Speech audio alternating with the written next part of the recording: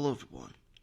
In today's locomotive profile we'll be doing is one of the strangest steam locomotives on the Pennsylvania Railroad.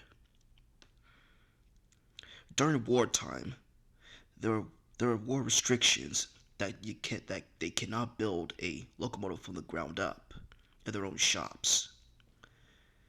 Because in America, 44 Northerns from each railroad became very successful, but the PRR could not build their own 44 Northern because of wartime restrictions that they cannot build a locomotive. But instead, they built an experimental locomotive, and that is the Pennsylvania Railroad Class S2 is a steam turbine locomotive designed and built in the collaborative effort of by Baldwin Locomotive Works at Westinghouse Electric and Manufacturing Company as an attempt to pro- prolong the dominance of the steam locomotive, adapting technology that had been widely accepted in the marine industry. Once built, numbered 6200, delivered in September 1944. The S2 was a sole example of a 686 wheel arrangement. It has 6 wheels up front and 8 driver wheels, and the back are the trailing wheels. This is a very unusual locomotive because there's no examples of them. Only one is built.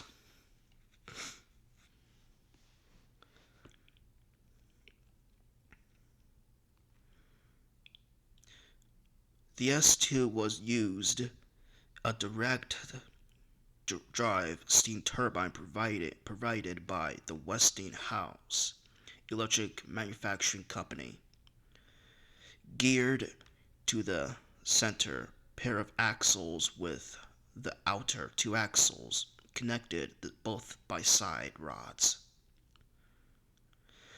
The fixed gear ratio was 18.51. Such design was prevent energy loss, and the S2 achieved a mechanical efficiency of 97%, which means only 3% of the steam energy has lost. With the propulsion equipment, the disadvantage of direct drive steam turbine was that of the turbine could not operate at optimal speeds over the locomotive's entire speed range. The S2 was the largest, heaviest, and the fastest direct drive turbine locomotive ever designed. The locomotive's length is 122 feet, or 37.37 meters, and its height 16 feet, or 4.877 millimeters. And for the weight, the locomotive was about 589.920 pounds, 268 tons, and the tender was 442.180 pounds, 201 tons. And the total weight of it is 1,302 100 pounds, 468 tons.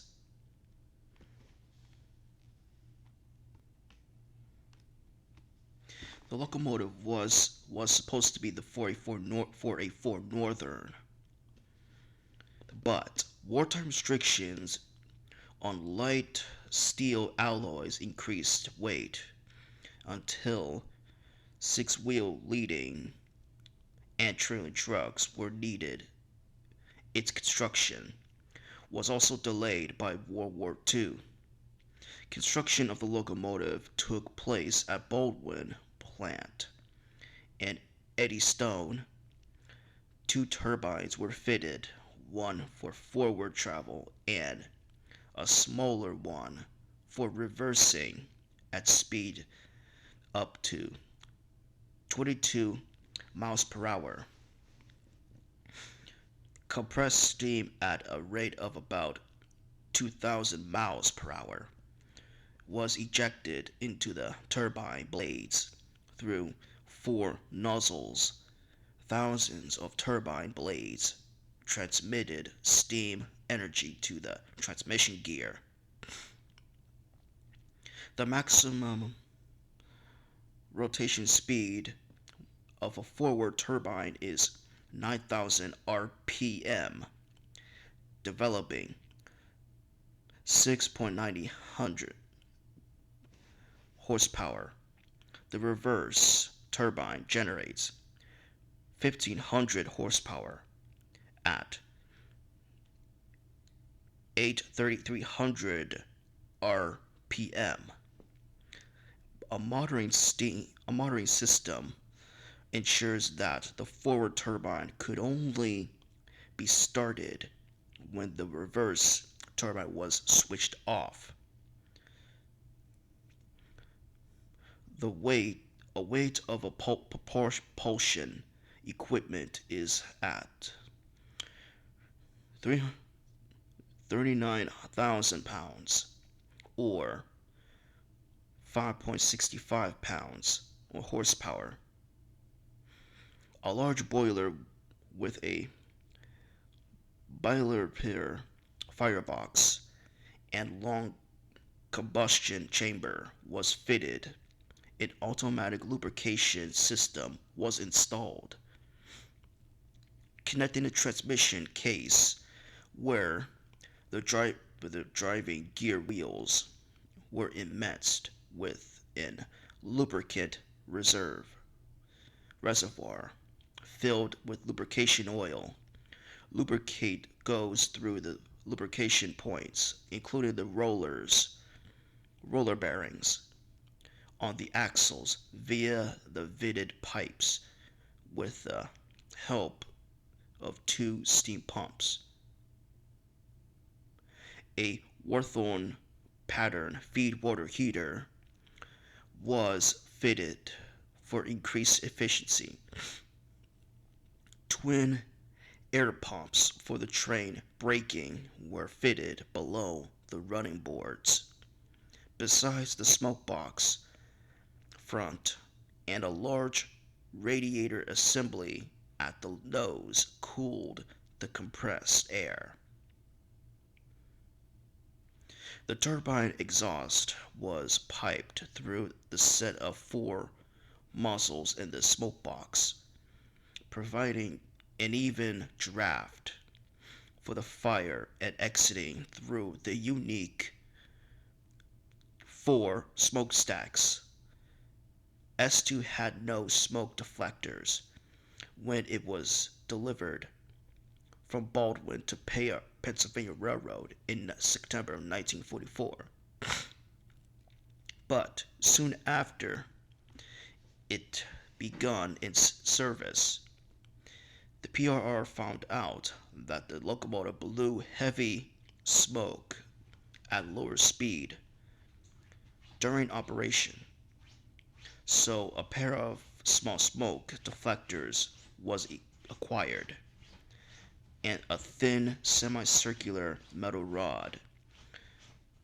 plate for smoke lifting was filled a few feet behind the smokestack. Apparently these weren't equated, so a much larger pair of with larger looks elephant ears, which you can see here, used in New York Central's, Niagara's, and the UP FEF series was added in Altoona Works, December 1946. Using smoke deflectors was never in a tradition of Pennsylvania Railroad prior to the S2. There were only three K4s with smoke deflectors installed between 1939 to 1941 for an experimental purpose. The PRR number 5038 and 3876 and 3878, their smoke deflectors were all removed after the war. So, the steam turbine 6200 was the only Pennsy locomotive with huge elephant ears after the war.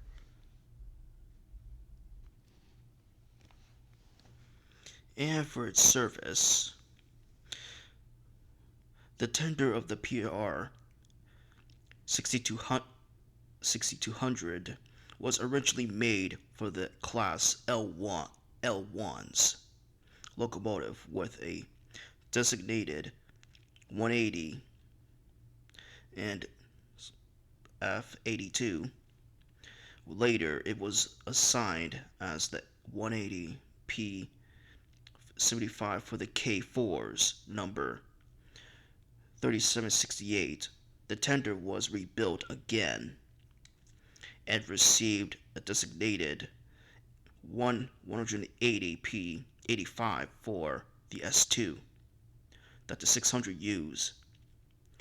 This large 16-wheel tender was similar to that used on the PRR's other large passenger locomotive, like the T1 and the S1, in order to reduce the crew workload and fluid pressure control system. Designed by Westinghouse engineer Henry C. May, was installed on the locomotive and controlled starting, running, reversing power output and speed, and limited speed in both directions of operation, all in one single control lever, which it was installed in the front of the engineer's seat. The locomotive proved to be powerful and capable of reverse of power at speed and reasonable fuel economy. The turbine drive was easy on the track and allowed more power at the rail. During a test run officially arranged by the PRR on March 30th, 1945, 6200 towing a diameter car was able to pull 17 car train over a distance of 48 kilometers at a speed of 110 miles per hour between Fort Wayne and Chicago. The engineer and the fireman were assigned to the official test run, like Mr. Flea and Mr. M.E. Brown.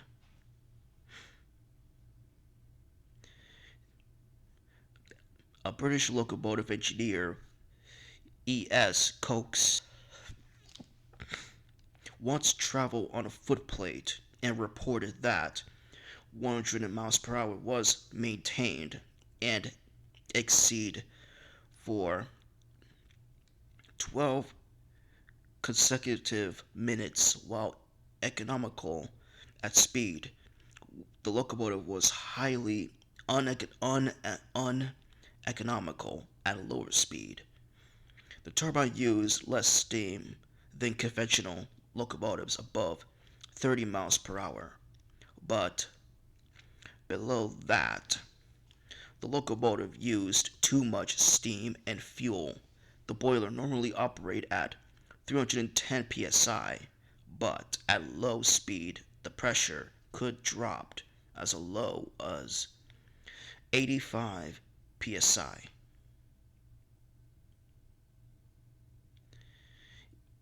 Easy on track and allow more power at rail.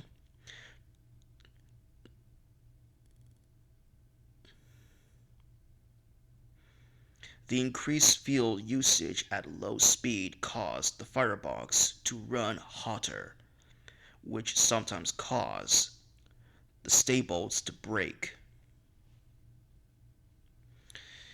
And it turns out, like the other steam turbine locomotives before, they use a lot of steam, and that's not very good because steam turbines are not very successful in those days. But for the 6200, it may be powerful, but like every other turbine, it has weakness, using a lot of steam and in low fuel source, and it has very nightmare high maintenance cost.